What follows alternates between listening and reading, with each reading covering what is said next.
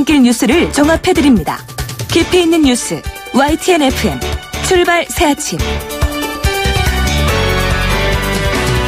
신율의 출발 새아침 3부 순서 시작합니다. 오늘 비 소식 있다고 오프닝에서 말씀을 드렸는데요. 비의 양은 많지 않을 거라고 하지만 날씨만큼은 진짜 비가 올 것 같이 꾸물꾸물합니다. 오후부터 비가 내린다고 하니까 우산 준비하고 나가시기 바라겠고요. 근데 이번 장마는 언제 오는지 모르겠습니다. 장마라는 단어를 이제 더 이상 공식적으로는 쓰지 않는다고는 하지만 지금과 같은 가뭄에서는 장마가 기다려지는 것도 사실입니다. 오늘 우리의 마음도 좀 시원하게 해갈될 수 있는 그런 하루가 되시길 바라면서요. 신율의 출발 새 아침 3부 순서 먼저 광고부터 듣겠습니다.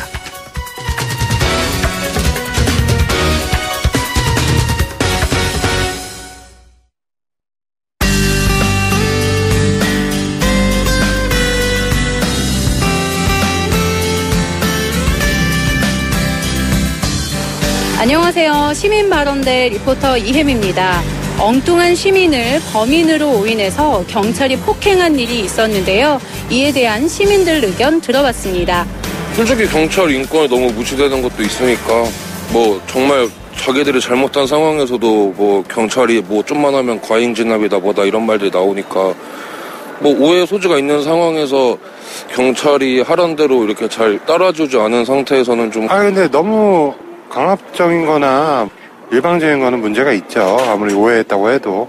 근데 사람이 살면서 어떻게 모든 게 다 제대로 될 수는 없으니까. 경찰 입장에서는 본인이 어떤 범인이라고 인식을 했기 때문에 그랬다고 하지만 사실 또 무고한 시민이 그런 어떤 일을 당했단다. 만약 제가 그런 일을 당했단다면 굉장히 억울할 것 같아요. 근데 그런 거에 대한 후속 대책이 너무 없는 것 같아요. 정확한 그런 어떤 프로필을 가지고 그런 검거라든가 그런 부분들이 있었으면 좋겠어요. 공권력이 그렇게 폭력을 마구 휘두른 거는요, 보고도 믿기지가 않더라고요. 법에 허용하는 테두리 안에서는 엄벌에 쳐야 됩니다. 가장 신중하게 이것저것 다 사려 분별 있게 따져갖고 집행해야 될 공권력이 그런 식으로 한다는 건 이 새 시대에 맞지도 않고 과거로 역행이지 어디 말이 됩니까? 저라도 가만히 안 있겠죠. 홈페이지에 올린다든지 신문사에 고발을 한다든지 그렇게 하겠죠. 그러니까 조금 더 이제 민주적으로 요거는 좀 인정은 해요. 힘드시다는 것들은 아는데 되도록이면 좀 좋은 방향에서 잡고 좀 더 이제 시민의 편에서 서서 가격하지 않게 해주셨으면 감사하겠습니다. 지난 25일이었었죠. 문재인 정부가 인권위 위상 강화와 함께 경찰 인권 문제에 대한 개선을 요구했습니다. 검경 수사권 조정 초속 마련을 위한 선제 조치라고 하지만 이 경찰의 인권 침해 문제도 사실 그동안 많이 거론됐던 것도 사실입니다. 그런데 그로부터 이틀 후죠. 지난 27일이었습니다. 한 시민이 보이스피싱 용의자로 오인받아서 경찰에게 심한 폭행을 당하는 일이 발생했습니다. 긴박한 상황 속에서 범인을 잡아야 하는 경찰관들도 물론 힘든 부분이 있겠습니다만 확실한 정보도 없이 무고한 시민을 강압적으로 제압하고 폭행까지 저지른 것은 어떤 변명으로도 용납될 수 없는 부분입니다. 경찰 제복에 달린 가슴 표장. 그 표장은 국가와 국민을 위해서 태양과 달이 되어 밤낮 없이 국민을 비춘다는 그런 뜻을 담고 있다고 하는데요.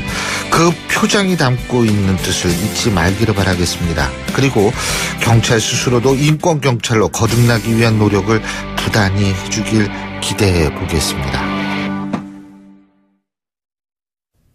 YTN 라디오 신율의 출발 새아침.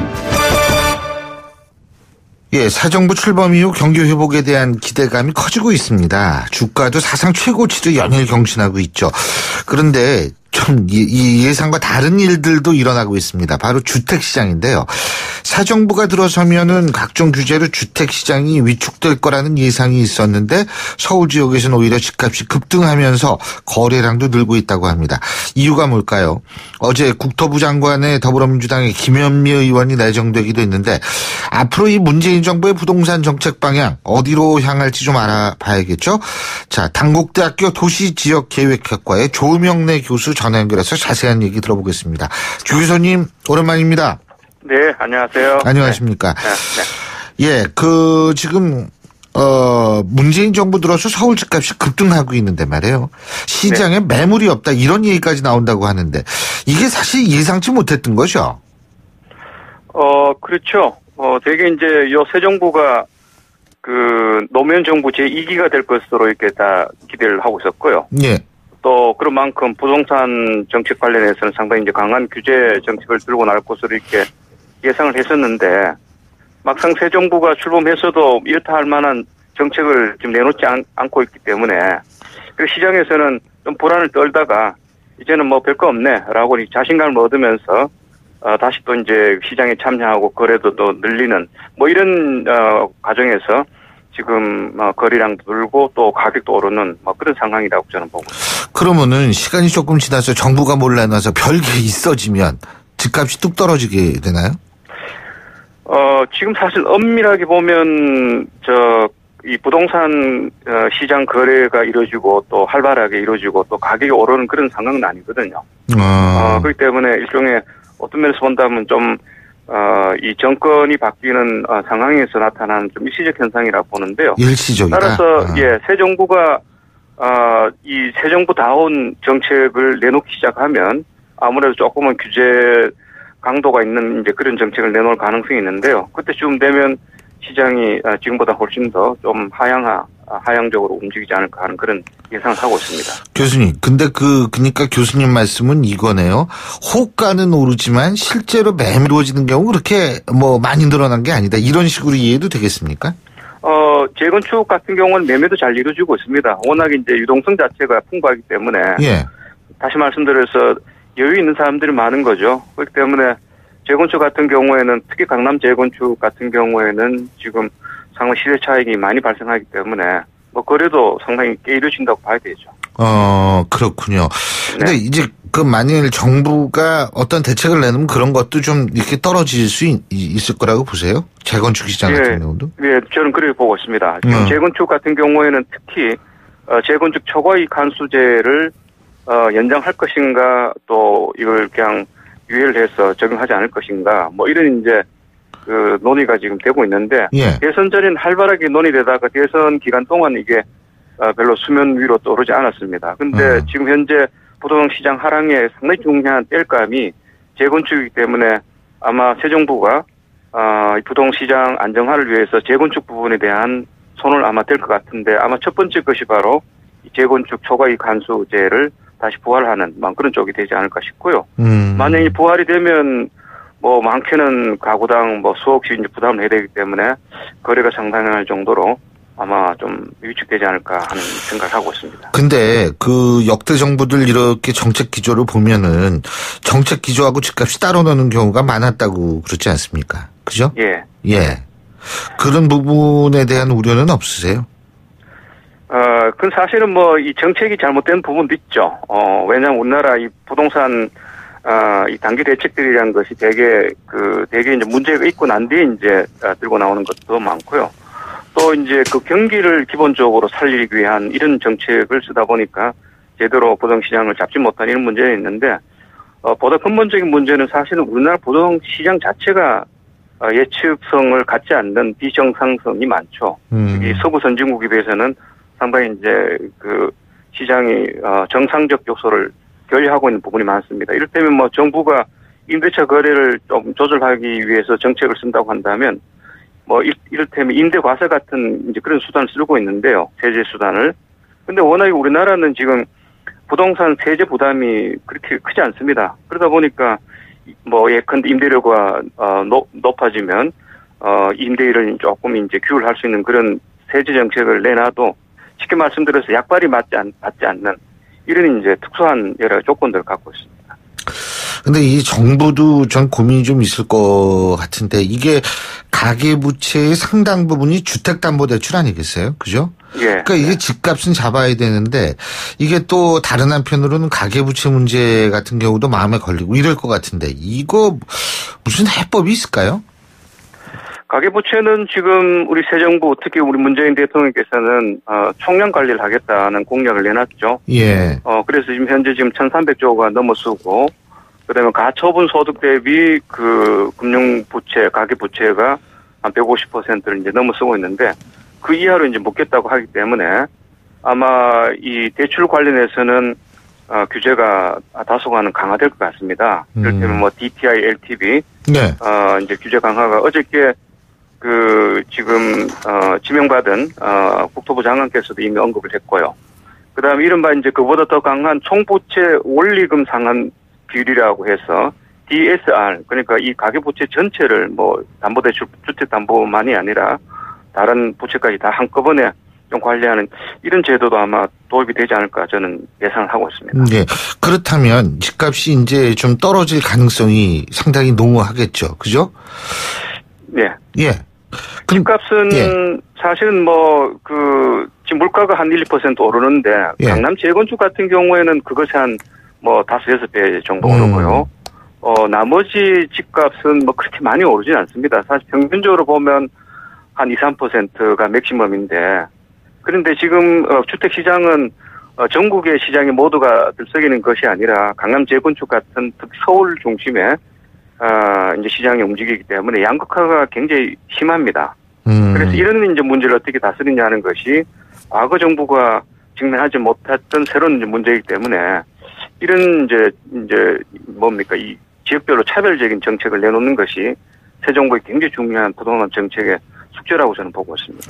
근데 금리도 이게 변수가 될 것 같은데 미국이 6월 달에 추가 금리 인상할 확률이 상당히 높다는 얘기 많잖아요. 그죠? 그렇죠. 이렇게 되면 우리 부동산 시장에도 영향을 미치는 거 아니겠어요? 이미 작년 12월에 한번 올랐고요. 그다음에 3월에도 지금 미국 기준금리가 올랐는데 그럼에도 불구하고 지금 우리 한국은행은 기준금리를 올리지 않았거든요. 그런 상태에서 시중에 지금 여러 가지 예금 금리는 계속 올랐습니다. 그래서 지금 어떤 면에서 본다면 올릴 수 있는 여유는 그렇게 많지는 않습니다만 그럼에도 불구하고 이제 미국의 기준금리가 오르면 아무래도 여러 가지 경제적인 관계가 연동되어 있기 때문에 아마 올리지 않을 수밖에 없고요. 올리게 된다면 특히 이제 가계부채가 1,300조가 지금 넘어서기 때문에 1%만 올려도 한 130조 정도의 13조 정도의 이자를 부담해야 되기 때문에 국민 경제에는 엄청난 주름살을 줄 수 있죠. 그래서 이 부분은 정부가 실제 어떻게 가져갈지는 가계부채 총량 관리라든가 거시경제 안정화라든가 이런 것과 맞물려서 아마 판단하지 않을까 하는 생각을 하고 있습니다. 그렇다면 지금까지의 상황들을 봤을 때는 부동산이 좀 떨어질 가능성이 있다 이렇게 봐야겠네요. 저는 크게 두 가지 조건이 중요하다고 봅니다. 우선은 새 정부의 규제 정책 중심의 이 부동산 정책을 언제 어떻게 내놓느냐. 그다음에 지금 지난 2, 3년간 주택의 공급, 이른바 인허가 물량이 굉장히 많았었는데요. 그것이 지금 올 하반기에 이르게 된다면 시장의 일종의 입주 물량으로 나오게 됩니다. 따라서 이런 부분을 어떻게 소화시킬 수 있느냐. 두 가지가 향후 특히 이제 후반기 주택 시장의 중요한 방향을 결정할 것으로 보고 있는데요. 지금보다는 아무래도 조금은 더 어렵지 않을까 하는 것이 제 개인적인 생각입니다.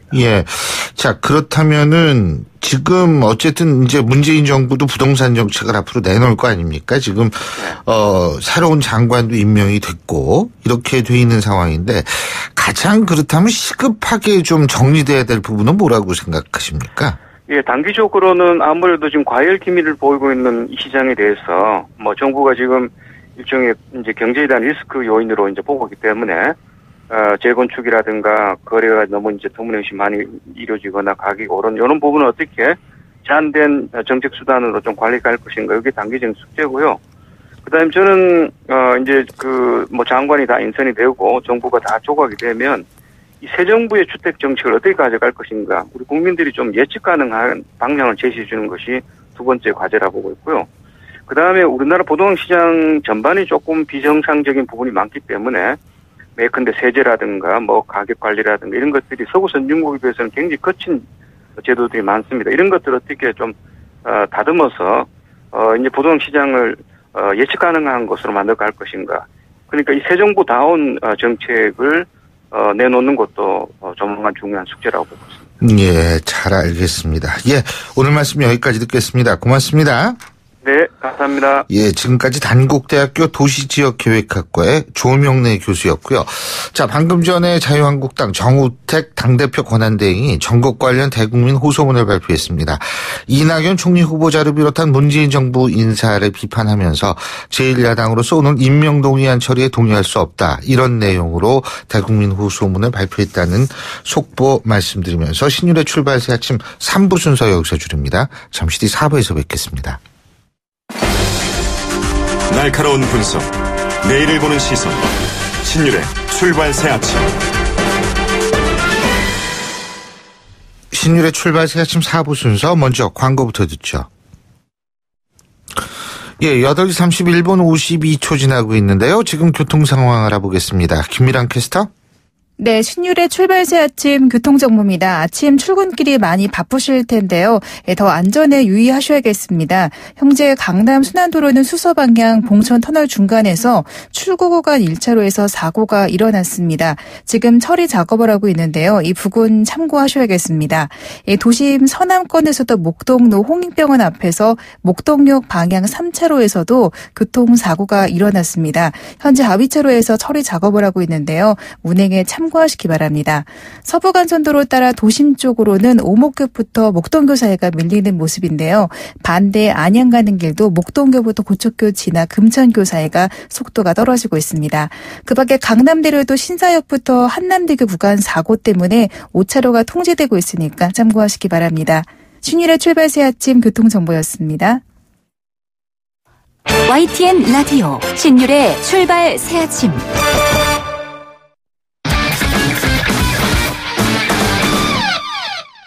예, 스포츠 소식 알아보겠습니다. 최동훈 스포츠 평론가 전화 연결돼 있습니다. 안녕하십니까? 예, 안녕하세요. 어제 졌어요. 20세 이하 대표팀 16강전에서 포르투갈한테 3대1로 1대3으로 패했어요. 그죠? 예, 그렇습니다. 이 16강전 1대3 패배 많이 아쉽습니다.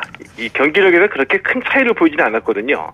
이 전반전은 우리가 주도권을 잡았는데도 오히려 0대2로 뒤졌고요. 이 전반에 내준 두 골이 모두 다 역습에 말려가지고 너무 쉽게 내준 골이었습니다. 전반에 한 골이라도 넣고 쫓아갔으면 결과가 좀 달라질 수도 있었다는 점에서 매우 아쉽고요. 후반에 한 골 더 내주고 0대3으로 뒤지다가 후반 36분에 이상한 선수의 이 만회골이 터졌지만 이 경기를 뒤집기에는 역부족이었습니다. 예. 그러면은 어제 그 실패의 원인은 뭐라고 보십니까? 전술의 실패였다는 분석이 많이 나오고 있는데 일리가 있습니다. 왜냐하면은 이번 대회에서 신태용 감독이 매 경기마다 새로운 전술을 구사했거든요. 근데 어제는 4-4-2 카드를 꺼내 들었습니다. 그런데 결과적으로 엄청난 실패를 가져왔습니다. 이 수비에 허점을 노출했고요. 이 공격에서도 이승호, 백승호 선수의 공격력을 오히려 반감시키는 플레이가 자주 나왔고 측면에서 크로스가 많이 올라왔는데도 기회를 만들어낸 이 크로스를 중앙에서 제대로 슛 기회로 연결하지 못했습니다. 자, 후반 11분에 이렇게 답답하다 보니까 주 전술인 4-3-3으로 복귀했는데 이 4-3-3에서 이승우 선수의 공격적인 플레이가 많이 나오면서 대표팀의 장점을 뒤늦게 되살리기도 했습니다. 이 신태용 감독도 물론 이 포르투갈을 분석을 하고 이 나름의 승부수로 띄운 것이 어제의 이 4-4-2이었다라고 보는데 경기 결과를 보면은 최악이었다 이렇게 볼 수가 있는 거죠. 예. 자, 야구 얘기도 좀 해보죠. 프로야구에서는 1, 2위 팀 기아하고 NC가 어제 붙었는데 역전에 재역전을 이루는 아주 승부가 치열했다고 그러더라고요. 예, 그렇습니다. 1위 기아하고 2위 NC가 주중 3연전에서 만났거든요. 그러니까 이번 주 최고의 빅매치입니다. 어제 치열한 난타전 끝에 기아가 9대7 재역전승을 거뒀습니다. 경기의 흐름이 재밌었습니다. 기아가 달아나면 NC가 쫓아가는 그런 흐름이었는데 1회에 기아가 이명기 선수의 솔로 홈런으로 먼저 포문을 열었고요. 그러니까 NC가 1회 말에 곧바로 1대1 동점을 만들었습니다. 3회 기아가 3대1로 달아나니까 3회 말에 NC가 다시 3대3 동점을 만들었고요. 7회에 NC가 7대3으로 경기를 뒤집었는데 기아가 8회에 7대7 동점 이후에 9회에 2점을 보태서 9대7로 승리했습니다. 이상군 감독 대행이 이끄는 한화가 두산을 5대2로 이기고 3연승을 달렸고요. LG는 넥센에 1대3으로 패해서 6연패에 빠졌습니다. 그리고 롯데가 삼성을 1대0, SK는 KT를 8대3으로 따돌렸습니다. 자, 그리고 말이에요. 그 추신수 선수요. 예. 제가 볼 때 배울 게 참 많은 선수인 것 같아요. 아주 예. 꾸준하고 그 성실하고 이 자기 관리 못하면 이거 안 되거든요. 어제 홈런 또 쳤죠. 예, 맞습니다. 이 텍사스의 추신수 선수 어제 이 템파베이전에서 이 8회 말에 대형 솔로 홈런이었습니다. 131m짜리 홈런이었거든요. 이 홈런이 시즌 6호 홈런이었고요. 어제 4타수 2안타로 3타점을 뽑아냈습니다. 오늘 경기에서도 1번 타자로 선발 출전하는데 오늘 텍사스하고 템파베이 경기 오전 9시 5분에 시작됩니다. 예. 그리고 류현진 선수가 내일 선발로 등판한다고 그러네요. 예, 그렇습니다. 아마 좀 의외라는 느낌을 가지신 분들도 많이 계실 텐데요. LA 다저스의 데이브 로버츠 감독이 내일 그 세인트루이스전에서 류현진 선수가 선발로 등판한다고 예고를 했습니다. 왜 의외인 것 같은 느낌이냐 하면은 이미 이 류현진 선수가 선발에서 제외가 됐고요. 불펜에서 3, 4이닝을 던지는 롱 릴리프로 보직이 변경됐는데 다시 내일 이제 선발로 등판하는 겁니다. 왜 이렇게 됐느냐? 지난 26일 경기에서 류현진 선수가 불펜으로 등판해서 이 4이닝 무실점으로 세이브를 기록하면서 호투를 했고요. 여기에 이 선발이었던 알렉스 우드 선수가 부상자 명단에 오르면서 다시 기회가 찾아온 겁니다. 로버츠 감독 이 내일 경기 앞두고서 이 불펜진이 충분히 휴식을 취했기 때문에 롱 릴리프가 필요 없다. 이렇게 말하면서 이 생각보다 일찍 류현진 선수에게 선발 복귀 기회가 찾아왔다고 이 선발 등판 배경을 설명했습니다.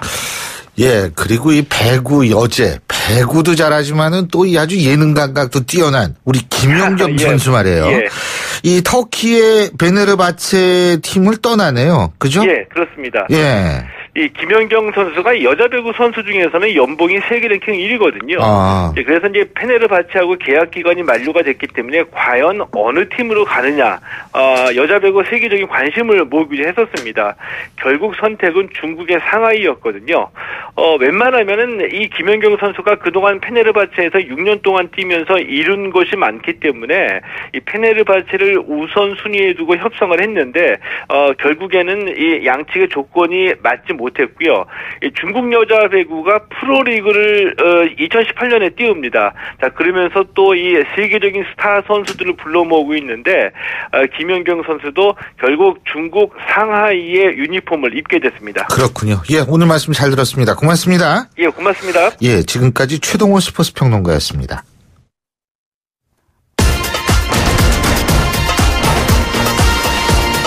여러분이 지금 듣고 계신 주파수는 FM 94.5MHz입니다. YTN 뉴스 FM.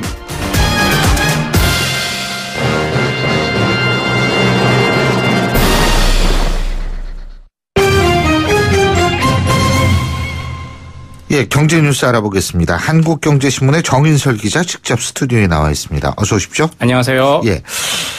이 비트코인 말이에요. 이게 이제 그 좀 음성적인 거래 같은 데도 쓰이고 이러잖아요. 보이스피싱도 요즘 비트코인으로 한다고 하고요. 돈 세탁도 비트코인으로 한다고 하고요. 근데 이 비트코인 때문에 손해보는 투자자들이 아주 그냥 엄청나게 늘고 있는 모양이에요. 교수님은 이 비트코인 이더리움 투자 제의 안 받으셨어요? 제의는 고사하고 리더리움이라는 거 제가 며칠 전에 들었어요. 그 이름. 네, 이더리움. 예. 네. 근데 이게 돈 많아 보이는 사람 투자하라고 하는 게 아니고 대부분의 월급쟁이들이 많이 투자했습니다.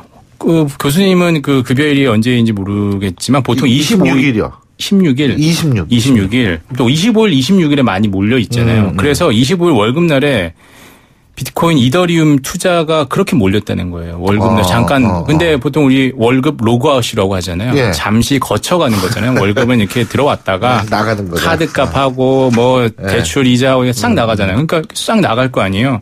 그러니까 잠깐 투자했다가 그걸 이더리움 투자했다가 또 이제 카드값 내야 되니까 다 냈어요. 그러니까 25일에 이더리움 같은 경우 가격이 급등했다가 그 다음날 다시 폭락했습니다. 1이더가 38만 원 하다가 32만 원 내지 20만 원대까지 떨어졌거든요. 예. 25일 전후로 해서 이렇게 투기 수요가 있다라는 거고 그리고 좀 약간 유념해 봐야 될 게 미국에서의 지금 이더리움 가격은 230달러 뭐 이전 수준이에요. 우리 단위로 하면 20한 5, 6만 원 정도 될 거 아니에요. 근데 우리나라에서 지금 1 이더리움이 30만 원 정도에 거래되거든요. 투자 차익이 있는 거예요. 그래서 이제 미국에서 사고 한국에서 팔면 더 훨씬 싸게 하는 거죠. 근데 이게 뭐냐. 한국과 일본이 이 비트코인 특히 이더리움이 최근에 신생 그래서 거의 2위 수준으로 올라왔는데 전체 가상화폐 점유율에 이 투기 수요가 있는 것 아니냐 이렇게 지적을 합니다. 한국과 일본이 너무 많이 지금 이래 거품이 낀 것 아니냐. 특히 중국이 이더리움과 특히 비트코인 가격을 많이 올려놨거든요. 뭐든지 중국 사람들이 뛰어들면 그렇죠. 가격이 엄청 오르잖아요. 수가 많으니까. 맞습니다. 그러니까 똑같습니다. 그러니까 이게 약간의 투기 수요가 있는 것 아니냐 이렇게 볼 수 있는 거죠. 그래서 최근에 급등락을 반복하고 있어요. 비트코인 같은 경우에는 뭐 2,700달러까지 하다가 2,300달러 2, 3일 만에 폭락하고 이더리움 같은 경우에는 연초 대비해서는 2,300% 올랐습니다. 1이더가 8달러 정도 하다가 2,300%? 예, 8달러 하다가 만 원 투자했으면 2,300만 원 되는 거네요. 그렇죠. 뭐 10만 원 했으면 2억이 되는 거 뭐 이렇게 되는 거죠. 그러니까 근데 정말 그렇게 번 사람은 극히 일부분일 거고요. 아예 당연하죠. 반대인 사람들은 정말 많을 겁니다. 이게 비트코인 아니 이더리움 같은 경우에는 이게 보통 비트코인이든 이더리움이든 같은 뭐 투자한다 산다라고 안 하고 채굴 한다라고 하잖아요. 그러니까 얻을 때 수학 문제를 풀어야지만 그걸 획득할 수 있잖아요. 물론 그걸 획득한 걸 가지고 그게 곧 돈 화폐를 발행해서 찍은 거니까 우리는 그걸 거래소에서 사는 거고요. 그러니까 마이닝이라고 표현을 씁니다. 이런 표현을. 그러니까 이 수학 문제를 우리가 보통 풀 수 있는 문제가 아니고 컴퓨터 수십 대가 동원이 돼야지 풀 수 있는 그런 문제이기 때문에 전기요금이 더 든다. 이런 얘기까지 하는데 이걸 개발한 사람이 비탈릭 부테린이라고 거의 천재라고 하죠. 10대 때 이걸 개발했다라고 해요. 이더리움 같은 경우는 자기가 19살 때 개발해서 지금 이렇게 전 세계적으로 투기 광풍 네덜란드의 튤립 버블에 준하는 가상화폐 광풍을 일으킨 사람은 10대였고 지금은 22세가 됐지만 개발할 때는 19세였다는 거죠. 근데 이거 조심하셔야 돼요. 진짜 이거. 맞습니다. 네? 이게 하루 24시간 거래가 되기 때문에 하룻밤 사이에 막 한 100% 떨어지고 그래서 이런 거예요. 잠을 못 잔다는 거예요. 네, 그 불안해가지고. 네, 그래서 왜냐하면 이제 주식시장은 우리나라 같은 경우 3시 반이면 문을 닫잖아요. 한선 있잖아요. 30%로 하루 급등락 폭이 이제 30% 돼 있는데 이거는 급등락 제한이 없습니다. 그렇죠. 24시간 돌아가니까. 잠이 오질 않아요. 거의 편의점에서 일하는 수준을 보고 있어야 됩니다. 잠깐 눈 뜨고 일어났으면 한 뭐 50% 올라가 있고 떨어져 있고 이렇거든요. 그렇죠. 그게 맞습니다. 정말 주의해야 될 점 잘 말씀해 주셨는데 가상화폐 거래소에 이제 우리나라에 한 6개 있다고 맞습니다. 회원 가입하는데 아무런 제한 없습니다. 그래서 요즘에 10대들이 그렇게 많이 모인다고 해요. 그러니까 코 묻은 돈 엄마한테 10,000원 얻어가지고 2,000% 올랐다니까. 이게 경제 논리로 왔다 갔다 하는 것도 아니고. 아니에요. 그러니까 이게 예측이 불가능한 거 아니에요? 맞습니다. 투기입니다. 투기입니다. 도박이죠. 네, 도박 진짜. 솔직히 심하게 해서는 도박이에요. 지금 이더리움에 움직이는 그 폭을 보면 사실 10,000원 넣어서 다음날 2만 원 된다라고 하는데 아니 그럼 10만 원, 20만 원 된다고 하는데 넣어보는 거죠. 점점 늘어. 넣어보는 거죠. 근데 이게 주식 거래하고 비슷해서 다들 쉽게 하는데 가입하는데 5분밖에 안 걸려요. 그래서 나도 해보는 거죠. 뭐 이렇게 증거금도 없습니다. 그러니까 다 들어갔다가 이 널뛰기 장세에 뒤었다가 눈물 흘리고 나올 경우도 많은데 해킹 위험도 있어요. 이게 보통 우리가 주식거래소 같은 경우 해킹당하면 주식거래소, 증권거래소가 다 보상해 줍니다. 그런데 지금 이 가상화폐 거래소는 우리가 알고 있는 증권거래소가 아니에요. 인터넷 쇼핑몰하고 같습니다. 그러니까 뭐 해킹당하고 이런다 하더라도 투자자 책임입니다. 이 점에 유의하셔야 되는 거죠. 참, 이게 큰일이네. 그러고요. 이번 달에 그 서울 분양권 거래량이 역대 최고라고 그러죠? 아까 앞서도 뭐 부동산 조명래 교수님하고 말씀을 해 주셨는데 뜨겁습니다. 예. 분양권이라는 거는 뭐 분양을 받아서 나중에 아파트 준공 완공이 되면 들어가는 그 기간 동안에 가지고 있는 권리잖아요. 이게 거래가 되잖아요. 이 서울시 공신력인 데서 거래를 합니다. 이 분양권의 그 거래 건수가 이번 달에 5월에 1,329건으로 서울시가 2007년 이후에 집계한 이후 최대입니다. 작년 6월보다 또 늘었고요. 제일 많았던 역대. 그리고 4월보다 한 달 전보다 21%나 늘었다는 거죠. 그리고 분양권 흔히 얘기하는 P라고 하잖아요. 프리미엄이라고 하잖아요. 네. 프리미엄이 좋은 아파트 같은 경우는 2억 원 이상 붙어 있다라고 해요. 자기가 사는 가격에 대비해서 2억 원. 지금 뭐 가상화폐 수준이에요. 사실 이더리움 수준이고 이 분양가는 정말 이 분양권 리움 수준이에요. 그래서 그 얘기 먼저 하자 그랬구나. 네, 그렇습니다. 근데 왜 이러냐? 뭐 다들 사람들의 로망, 특히 여성들의 로망, 새 아파트에 살고 싶은 로망들이 네. 있고요. 일단 이거는 기본이고 재건축 개발 이익 환수제라는 게 올해로 시작됩니다. 그러니까 일정 부분 이익을 얻으면 뱉어내야 됩니다. 내년부터. 이거 전에 재건축 하계에 대해서 이 분양권에 대한 선호도가 높고 작년 11월에 기억하실지 모르겠지만 113 대책이라고 해서 분양권 전매 기간을 확 늘려놨어요. 원래는 6개월 1년이었는데 서울시 강남 4구 같은 경우는 사실상 거래를 불가능하게 했고요. 근데 지금 나오는 분양권들은 그 113 대책이 나오기 전에 분양권들이거든요. 그러니까 막 찬 거죠. 사실상. 그래서 이런 거래가 급증하고 있다라는 겁니다. 근데 땅값도 올랐다며요. 맞습니다. 올해 개별 공시지가가 네. 어제 발표가 됐는데 개별 공시지가라는 거는 아시겠지만 이제 재산세, 종부세 같은 보유세의 어떤 부과 기준이 되고요. 건강보험에도 기준이 됩니다. 이 토지분에 대한 재산세는 9월에 내게 돼 있는데 올해 개별 공시지가가 전국 공시지가가 5.34% 올랐습니다. 지난해 2016년에 5.08% 올랐으니까 그보다 더 많이 올랐다라는 거고 이 부동산에 대한 다른 기대감이 있는 것 같아요. 새 정부가 들어서 아까도 말씀해 주셨지만 반대로 가는 거. 교수님 지적해 주신 것처럼. 정책과 네. 이 부동산 시장이. 참여정부 때도 부동산이 얼마나 뜨거웠나. 네. 10년 전과 그 어떤 데자뷰. 역사는 반복되고 있는 거 아니냐 이런 얘기가 있고 제주도가 2년 연속 1위예요. 19% 올랐고요. 부산, 경북, 대구 이 신공항 건설 기대감이 있었잖아요. 여기에 8%, 9% 정도 올랐다라고 합니다. 자, 그리고 이거 우리 젊은이들 제가 이제 수업 시간에 학생들한테 많이 이런 얘기 하거든요. 지금 세계화 시대라서 눈을 외국으로 돌려야 한다. 예? 네. 제가 맨날 그런 얘기 수업 시간마다 하진 않지만 자주 해요. 네, 멀리 돌릴 필요 없죠. 바로 옆에만 살짝만 보면 된다는 거잖아요. 그거죠. 일본. 네. 이거 우리나라 일자리 모자란데 일본은 일자리가 남아돈다며요. 구직자 1인당 교수님 시절에 그랬을 것 같은데 저희 때는요. 직장을 골라갔다고 하잖아요. 골라가고요. 제가 이제 취업 대표를 했었어요. 4학년 때.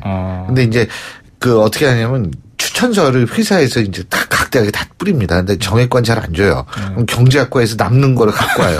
예? 제 취업 때문에 경제학과에서 남는 걸 갖고 와가지고. 나 경제학과다라고 넣으신 건 아니죠. 그런 건 아니고. 그걸 또 이제 우리끼리 이제 나눠 갖는 그런 시스템인데 그때는 뭐 전혀 문제가 그러니까 뭐 세네 개 골라가던 시절이 있었잖아요. 불과 90년대 초반까지 그랬었는데 외환위기 이후부터 바뀌었고 지금은 더하다는 거죠. 근데 지금은 뭐 수십 장, 수백 장 내도 면접 보러 온 사람이 없는데 일본은 구직자 1인당 1.48개의 일자리가 있다라고 해요. 그러니까 이게 2017년 5월 기준이니까 43년 만 1974년에 1.53개였는데 43년 2개월 만에 최고치라는 겁니다. 그러니까 일본에 가면 말씀하신 것처럼 골라서 갈 수 있는 시대가 된 거죠. 언제부터 그랬냐. 최근 일이에요. 2013년까지 2011년엔 0.68개였고요. 일자리가 모자랐어요. 2013년에도 0.97개였는데 2014년부터 이렇게 구직자 대비 일자리가 더 많다는 거죠. 그러니까 이유는 우리도 아마 이렇게 가지 않을까요? 인구 감소가 가장 큰 이유고요. 두 번째. 그게요. 2020년에 완전히 절벽으로 뚝 떨어져요. 맞습니다. 제가 왜 그러냐면 이게 수능 학생 수, 이게 대학교 정원 이것 때문에 제가 관심이 많은데. 올해부터 생산활동 인구가 줄어든다라고 하잖아요. 네, 맞아요. 올해부터 줄어요. 실제로. 네. 그래서 이런 인구 절벽 때문에 일본이 그렇고 우리가 일본보다 20년, 10년 정도 늦게 간다라고 하니까 앞으로 말씀하셨던 대로 2020년, 2030년이 되면 이렇게 될 수도 있는 거고요. 아베노믹스의 어떤 영향, 엔저에 대한 어떤 긍정적인 부분으로도 해석을 할 수 있을 것 같습니다. 그렇군요. 자, 그리고 이게 술 좋아하시는 분들 아침부터 술 얘기해서 좀 그렇죠. 예. 이 술을 곁들인 빙수가 나오고 있다고 그러네요. 이제 빙수가 다 생각나고 보통 이제 식사하고 예전에는 빙수 먹었어 그러고서 목이 막 비틀거리는 거 아니에요? 맞습니다. 네. 낮술을 빙수로 할 수 있다는 건데요.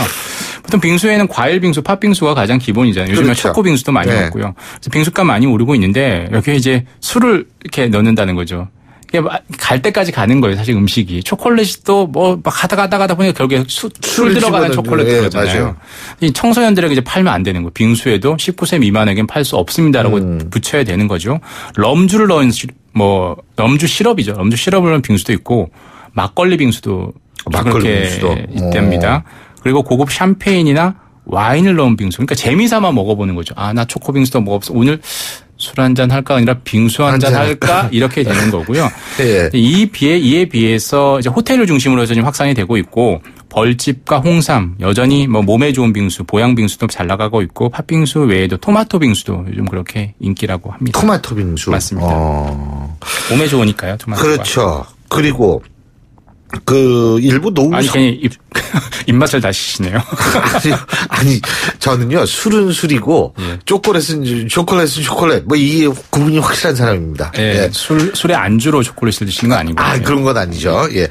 자 일부 노후 석탄 화력 발전소를 연다 완전히 폐쇄한다 그러죠. 이미 문재인 대통령 취임 이후에 30년 이상 된 노후 석탄 화력 발전소를 일단 일시 중단한다라고 했잖아요. 다음 달부터 일단 한 달 중단을 하고 내년부터는 전력 비수기에 넉 달간 일시 정지를 하는데 그리고 이미 폐쇄를 하겠다고 이미 얘기했고 어느 걸 할지 몇 개를 할지 언제 할지를 정하지는 않았거든요. 그런데 이 전체 전국에 노후 석탄 화력 발전소가 10기가 있습니다. 이 중에 3기를 올해 없애겠다라는 거죠. 충남 서천에 1, 2호기가 있고요. 영동에 1호기가 있는데 당장 다음 달부터 폐쇄 절차를 시작을 해서 연내에 완전히 없애겠다라는 거고 그럼 어떻게 하지? 신재생에너지 뭐 LNG나 뭐 이런 청정에너지로 바꾸겠다라는 거고요. 뭐 좋죠. 석탄 화력 발전소 없어지면 미세먼지 없어지고 환경이 좋은데 좋은 건 전기요금이 오를 수 있다는 거잖아요.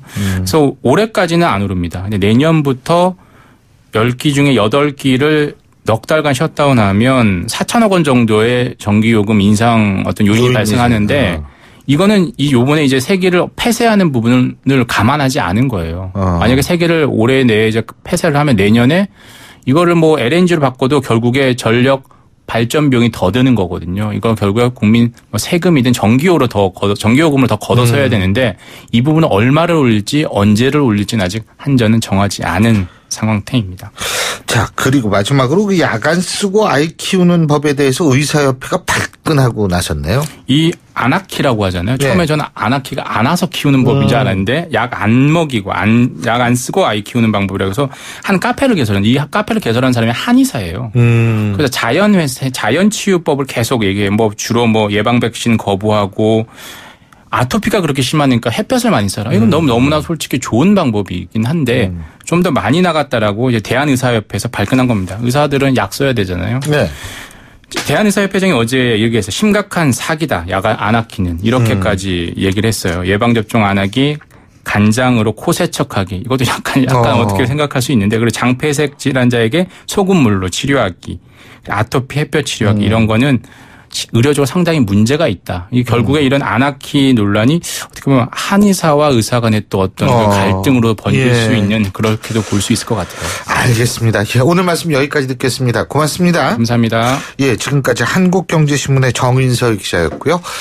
자, 수요일 아침에 보내드린 신율의 출발 새 아침 오늘 순서는 여기서 모두 줄이겠습니다. 오늘 하루도 여러분 희망을 만들 수 있는 그런 하루 되시기 바라겠고요. 전 내일 아침 7시 15분에 다시 오겠습니다. 신율이었습니다. 고맙습니다.